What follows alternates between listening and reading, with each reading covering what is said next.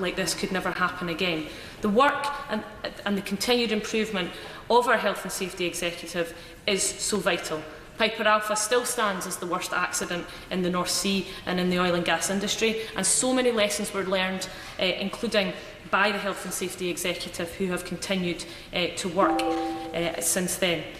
We all owe a huge debt of gratitude to the men, women and indeed children who worked in the pits, in some of the most challenging environments on earth. Their work and legacy leaves a mark on our landscape, in our lives and in our history. We must remember them. So, Mr Deputy Speaker, I want to ask the Minister what she will do and what her government will do to ensure communities across the UK blighted by the loss of these industries will get greater investment and support to embrace an environmentally friendly and low-carbon future. And it's a fact that despite goals to become a low-carbon economy, our dependence on imported fuels is now at a level not seen since the 1970s. The UK is the only one of Europe's 5 biggest energy users to be increasing its reliance on imported energy. Britain now imports 4 times as much coal as it produces. Coal and other solid fuels make up 10% of the UK's energy imports in 2015 from countries like Colombia, Australia and the USA, with Russia being the biggest import partner. And I have to say, we have to look at some of the health and safety practices in those countries and raise concerns, because some of these are subject to international sanctions over Ukraine, for example, which is providing close to half of the coal that we bring in, and Colombia, which has an ugly track record on human rights. The company responsible for the bulk of the Russian import coal is Siberian Coal Energy Company, which exports 31 million tonnes of coal a year, according to its website, and nearly a quarter of that comes to the UK, its biggest single market, well ahead of China. Russia's safety record is not without blemish, and several major mining accidents have happened in Russia, notably the Ulyanovskaya, and excuse my pronunciation, Ulyanovskaya mine disaster of 2007, which killed at least 106 miners, and just last year a methane leak triggered 2 explosions in a mine near Vorkuta, where ultimately 26 people lost their lives. Over 60% of Russian coal is extracted in the Kuzbaz region of Siberia, and the human rights of mine workers and villages are being violated daily, according to reports. In Colombia, the health and safety track record is really appalling. An explosion at La Preciosa mine in Sardinata in January 2011 killed 21 people. Another explosion at the same mine in February 2007 killed more than 30 workers. During the decades-long civil war there, the Colombian coal industry has grown to where it now ranks as the 4th largest exporter of power station coal in the world, behind Indonesia, Australia and Russia. According to the London Mining Network, the growth of the Colombian coal industry has come at a terrible cost, including the dispossession of communities, widespread human rights abuses against members of the mining workforce and residents. Coal not only polluted the air and water, but the country's politics as well, with credible reports of at least one coal company providing support for militias involved in human rights abuses. We should not be condoning the dereliction of duty towards these human rights of workers and families living in mining communities, but while we do still import coal, we should do it from responsible sources. And I'd like to ask the Minister if she will review our coal imports and the human rights and health and safety records from the countries which they come from. In addition, we should be doing much more to develop and support our renewable sectors to meet our own power needs. In my constituency, the Banks Group is a surface mining, renewable energy and property firm who are truly diverse with a clear vision on the future of renewables. It does pioneering work on reclaiming and redeveloping land that's been used for mining, and they are responsible for the Northumberlandia restoration, which is also known as the Lady of the North.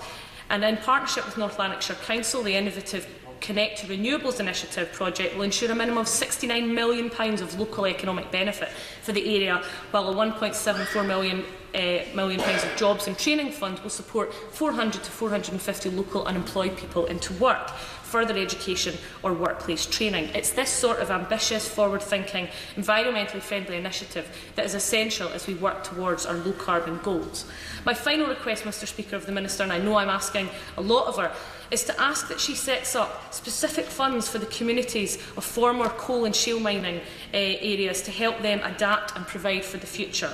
A specific fund could help with the kind of work that's been done in my constituency, engaging with local schools, but economically it could and should support the areas that have never recovered from their heavy industries being taken away and damaged so irreparably. And at the time, got little or no support from the then Conservative government. They have sacrificed more than they should, and indeed provided for the whole country. We owe them our gratitude and support, and I call on this government to do all that it can to make sure those former mining communities thrive and develop new industry where the old ones once stood so valiantly. Minister. Thank you very much, Mr Deputy Speaker, and I want to start by thanking the honourable member for securing this debate and her passionate speech on an issue which is important to her and her constituents and to this government and this House. It gives us the opportunity today to recognise the bravery of those workers at Burngrange Mine, who, in providing for their families and securing resources for our country, paid the ultimate sacrifice. The honourable member and her constituents have rightly marked the 70th anniversary of that appalling disaster with honour and dignity for the men who did not come home to their families on the 10th of January 1947. And I think, if I may, one of the most moving parts of the tribute she paid was reading out the names, but also the ages of those impacted by this. And I think we get the impression from that this is really how this does affect a whole community. It is often a job that people will be in for life, and the ages ranging from 24 to 50, I think, just give a sense of that, and I thought that was a very moving part of her speech. I think she has done a tremendous job in paying tribute to all those that were killed and all those affected by that disaster, but all those who also work and have worked in that profession and the communities that support them. It is a rare occasion when we read out the names of people killed in such tragedies in this place, but I think that it is very fitting that she has done that. And I also understand from the clerks that she tabled this debate to try and get it to fall as close as she could to the anniversary, and things never work out perfectly, but I think that her constituents and many others will appreciate that, and it's important that we do that, and we have done that today. Before I go on to talk about some of the UK safety record and the other issues the Honourable Lady raises, I would like to just touch on some of the international tragedies that have also occurred. She mentioned some. There are sadly many others. 1995, 104 miners died falling down a mine shaft in South Africa. 2006, 65 coal miners killed in a gas explosion in northern Mexico. 2007, at least 90 killed in Ukraine's worst mining disaster.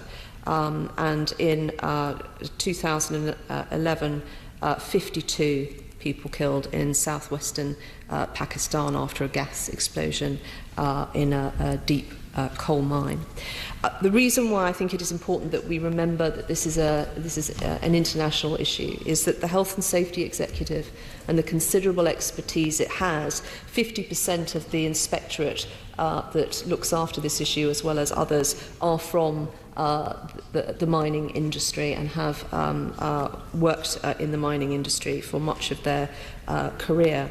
But they have ambitions to export their expertise. The Health and Safety Executive's latest business plan is clearly trying to do more of that, and I think that's one of the things. We do have a good record, we have huge expertise, and that is one thing that we can do and make a real contribution, particularly in developing nations who often, when disaster strikes, it is unimaginable. So I think that is important, and I would encourage them to do that. They are doing a huge amount of work in this area already. Just to mention a couple of recent things that they have done, they've been leading some work in